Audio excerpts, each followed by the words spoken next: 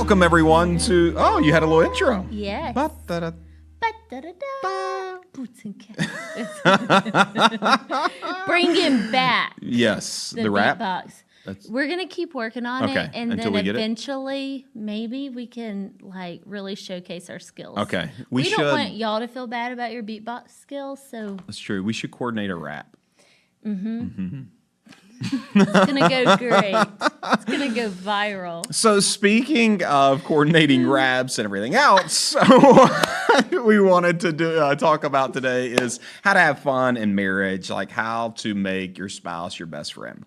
One of the things in pastoring for a long time now, close to 2 decades, that has been a little disheartening, if I'm being honest, is just how few people enjoy marriage. Right. And it seems as if sometimes it's more tolerated than celebrated, and it's more survived than it is thriving. Enjoyed, and in fact, like when we do premarital counseling with a lot of young couples, like what they tell us is what everybody else tells them is it's hard Marriage and is so hard. it's death to self. And don't get me wrong, like there's principles. Sacrifice, as our kids would say. So out of that, though, marriage, 2 events have made me, or I should say 2 events in life have confronted my selfishness. And that was marriage. And then when we had kids, those things definitely make you see how selfish you are, and you have to confront those selfishness. But from our experience, we have seen that marriage is not like this continual death where I'm having to ask for. You mentioned this, that you listen to a speaker where he's like, every morning I wake up and I ask for grace to be married to this woman. I'm like, you better be glad you didn't say that to me, because I would tickle or punch you. I don't know. Tickle or punch? I don't know what you like less, bam or like. Probably tickle. So you're probably spot on with that. What do you think is the secret to like having joy and fun? Like, and I think we would say that of the marriages that we know that are great and ones that we tried to model after, one of the things that we saw firsthand was they were each other's best friend. Yeah. And they had a lot of fun together. Yeah, and I think the marriages that we admire the most are the ones that have been together the longest, and they still, a huge point of difference is they laugh together. Yeah. I think that is missing in most marriages, and I think you have to make a point to do it, and it doesn't come from just like telling you a dry joke and making you laugh. It's not like that. It's like a chemistry, and that comes from intentionally sitting down together to discuss nothing other than like what's going on today, or like it's not about like sit across from each other at a dinner table and let's have fun. And you don't know how to like interact. No, I think, Proverbs teaches a merry heart does good like a medicine. And no doubt that there are things that come up in marriage and in life that hurt. There are some times where someone doesn't notice someone else and it hurts, or someone forgets something and it hurts, or someone leaves clothes on the floor and it hurts, or or any of those kinds of things. And so I think all of us are familiar with hurt. Yeah. But a merry heart does good like a medicine, and that medicine begins to heal those hurts. It makes it hurt less. A merry heart. And I think, it's important for us to distinguish the ranges of joy, because joy is not always hilarity where you are verbally laughing out loud. Yeah. It can also just be a calm delight, but where like you're genuinely enjoying this other person. That there could be those times where you are just laughing with all your teeth showing. But then there are other times where it's just like, I'm really enjoying this person, and I'm really enjoying this moment. And that has to be contended for in marriage, because honestly, I think if you can have a lot of fun, it begins to heal those hurts and begins to be a medicine to that marriage. Yeah. I think that's one of the strongest points of our marriage, and hence why we've made a whole time with you guys is coffee time. Yeah. Like that was our thing, where there's that joy. Yeah, this wasn't made up just for COVID. No, we had coffee time for years, and I was like, I wish people could be in the room with us. I have said that because some of your best messages are preached at coffee time when cameras aren't here, and I saw it in that, but It's so interesting. Coffee time, like, we were just trying to find ways to connect with people through COVID. And just yesterday, I was walking through the foyer, and a lady was like, watching y'all as a couple laugh together. She said, laugh together.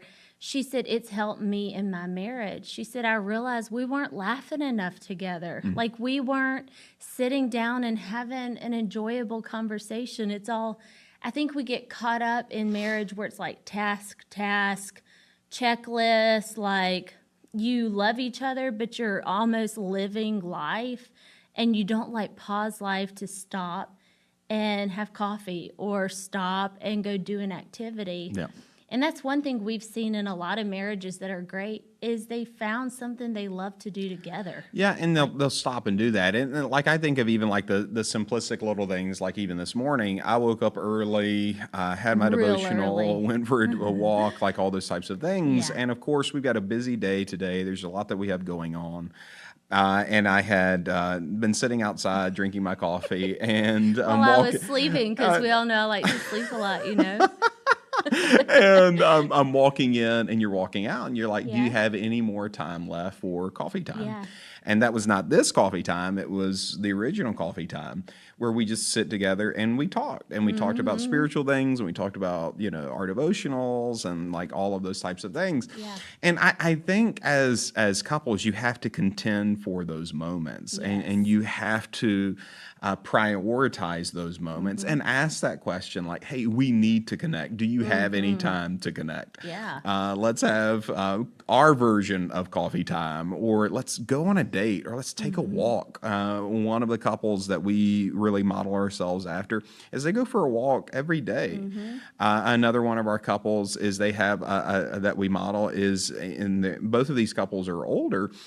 But every day they're in their closet and they have their vision list of things that they're praying for in the lives of their kids and grandkids and in their own lives, and they meet there and they pray together. Yeah. But each one of those things was prioritized, and it was saying like, we need to incorporate this into our marriage. And I think that's one of the big things of having a fun and having your spouse be your best friend is that you find things to do together and you prioritize life around those things. And something that you did recently that I think is so good is you weren't leaving it up to me to come to you saying, hey, we need such and such. We haven't had a date night in a long time. We have coffee time together almost every morning. But even further than that, like an occasional date night. And you notice we hadn't done that. And you didn't wait for me. You came to me and you're like, hey, let's go on a date. Let's like leave the kids at home because they're old enough now where Reese is the babysitter. It saves us a lot of money. It works. But I think that's a big deal is be intentional about not letting anything slide through the cracks. If you sense you haven't had fun together, do something about it. And even that specific instance you're talking about, it was a little tense of a conversation of us. I forget where we went, but we pulled up in the house, and I just thought, we haven't been on a date in a long time, and there's no good reason for it because we have a built-in babysitter now. I'm like, we have to contend for romance, so true. contend for fun, contend for intimacy. It's not just going to drop in your lap. It's got to be prioritized. It's got to be fought for, and it's got to be contended for. And I think that's one of the biggest keys in marriage is you can't just fight with each other. You have to fight for each other. Absolutely. Fight for that heart, whether it's by bringing a flower home from work or a text message. Preferably a bouquet versus a flower. Hey, aim low. No, for sure. But honestly, my experience with men though, and in talking to them about marriage is that the reason why they don't bring the flower is that they can't afford the bouquet and they're on a budget. And so it's like, I can't do anything. It's like, yes, you can. You can stop by the side of a road and get a flower. You can send a text message. You can leave a note on a dresser. You can do something. And I think that's one of the big things that we have to do is to realize like, I can do something to fight for the heart of the person I'm in love with. And we have to keep in mind like all these romantic fairy tales that, we watch growing up. It's, there's someone who wants to know that I'm fought for and contended for Right. and worthy of pursuit. And we cannot forsake that in marriage, that we So have to true. pursue each other's hearts. Yeah. And I think that's a I big think point. intentionality is a huge one. Just I know we're ready to move on to the next one, but one thing I saw my parents do growing up, and they've been married over 40 years. I'm sorry, almost 40 years. Is we didn't have a lot of money growing up, but my dad can write a beautiful poem. And he would write my mom poems instead of gifts. He didn't limit it to what Right. He he couldn't could do. afford or what the other person did. He was like, how can I make her feel Yeah. loved by me? Yeah. I think that's so Poem. good. And I think it's so easy to look at what we can't do. Like, we don't have the money to go on Absolutely. vacation, or we don't have the time to get a little Yeah. getaway. And we live in these worlds of can'ts. If I And can't I'm do guilty this. of that. Yeah. I can't spend a penny without him knowing it. And I always want to surprise him. So I'm like, it makes me think outside the box. Yeah, to that's love right. on And you have. Yeah. You got other people to pay for it.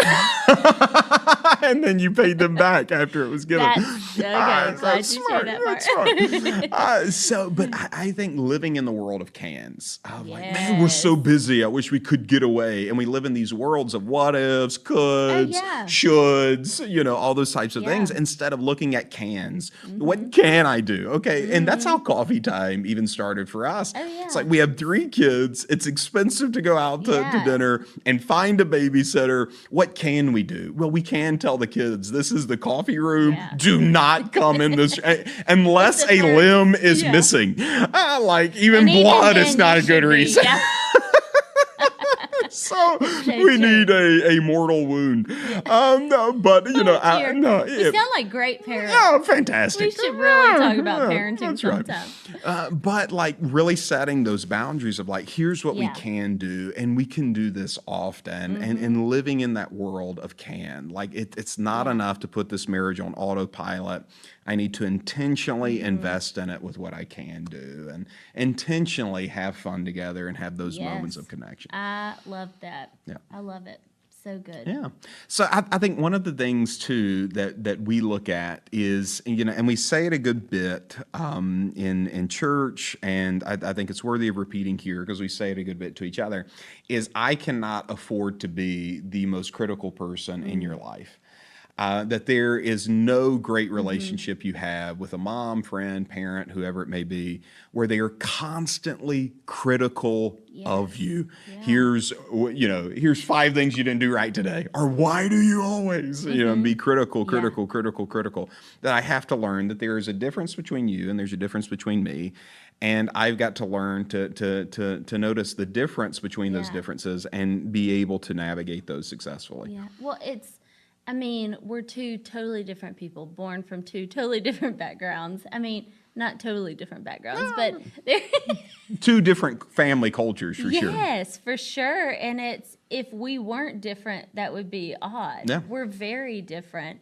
And you were sharing with me a podcast you listened to recently that talked about differences, especially in marriage. Yeah. Like, I thought it was so good what you were saying. Yeah, he was saying that in the context of marriage, you have 3 different types of differences. You have rejected differences, you have tolerated differences, and you have celebrated differences. Yeah.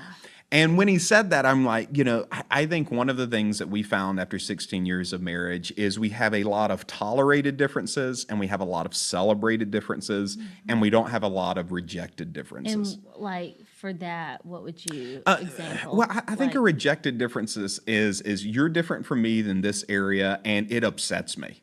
Like it's bothering me how you're leaving your clothes on the floor, Yeah. and it's bothering me so much it's provoking my spirit to tell you about it. So now I'm coming with like, why you always and Right. like it's a point of contention. It's a point of rejection. It's a point of kind of feeling like if I don't fix this area of my life, I'm not going to have intimacy with this person, and because this area in their life is not being fixed, I am losing intimacy for them. I'm losing heart for them because of the way they're spending money, or the way they're not keeping up with the house, or they're coming home late and they're not talking to me about it. And I don't know where they're at or what they're doing. Like, these are big differences. And I think in marriage, people have those rejected differences, and I have to communicate on those things Yeah.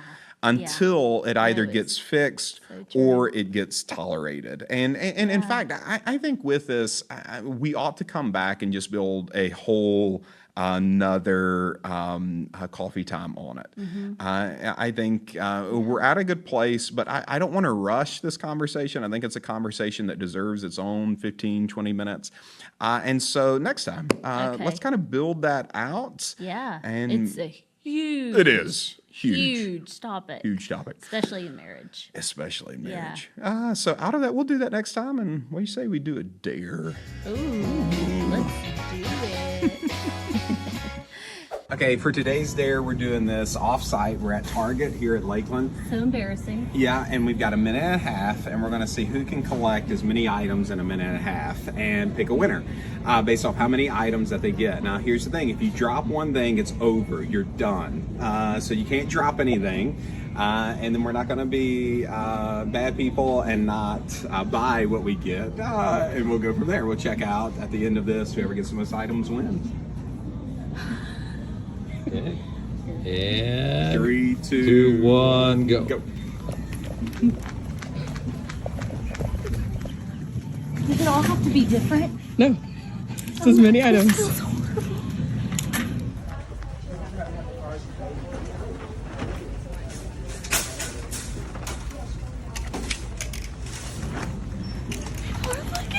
We're run out of time.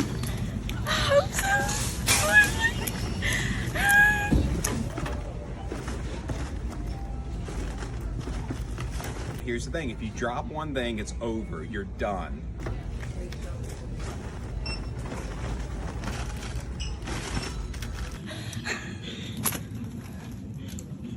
You're so strong. 47 seconds, 48. Are we meeting back in the middle? I can't. We might need to do a clothing drive at church. Go minute 30 and then How much time? You have like 20 seconds.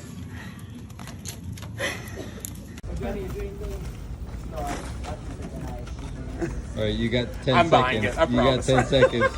You got 10 seconds.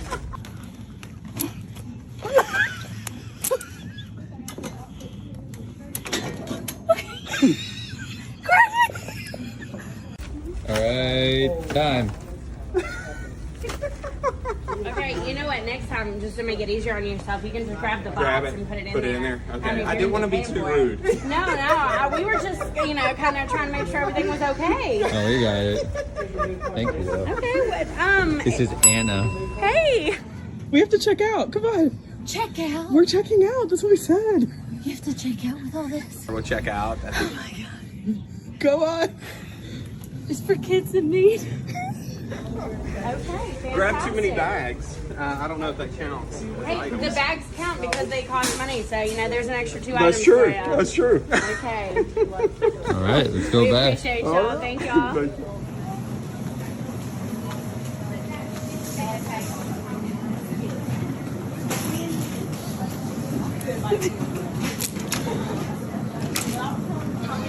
Hey.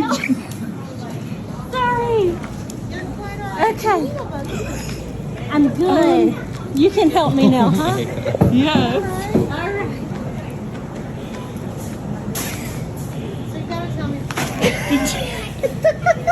So, Wow, a lot of people. I think I won. Yeah, okay, it can all be together. Is it for? No. Do you want the thing? no hangers. Yes, you can do the hanger. That's fine. Should we go to self-checkout? I think we should. She's kidding. She can get me out. No, I think I should go to self-checkout. Oh, you are? Well, I mean, look how many items I got.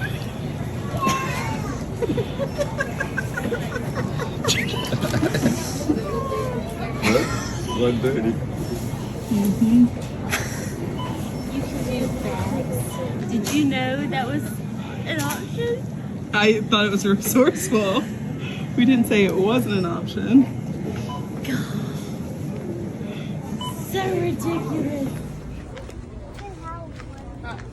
She's embarrassed and a little frustrated. That's your bag. That's right. How many items do you think you got? Me?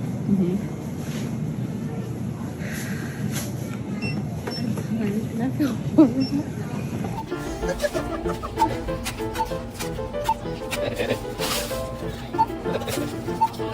That's awesome. This is Ben's dream right here. It is. This is the place to come for kids' clothes. Yeah, those shirts are nice. Oh, these are going to be hard to get off the hangers. Does it have how many? 72. Slowly but surely. It's like a competition for a good cause. That's right. We're gonna go now. We got our system now.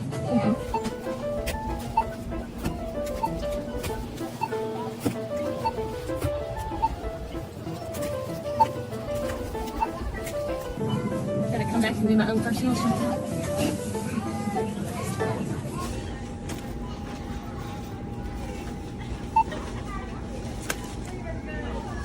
Let's just see the total, Jason.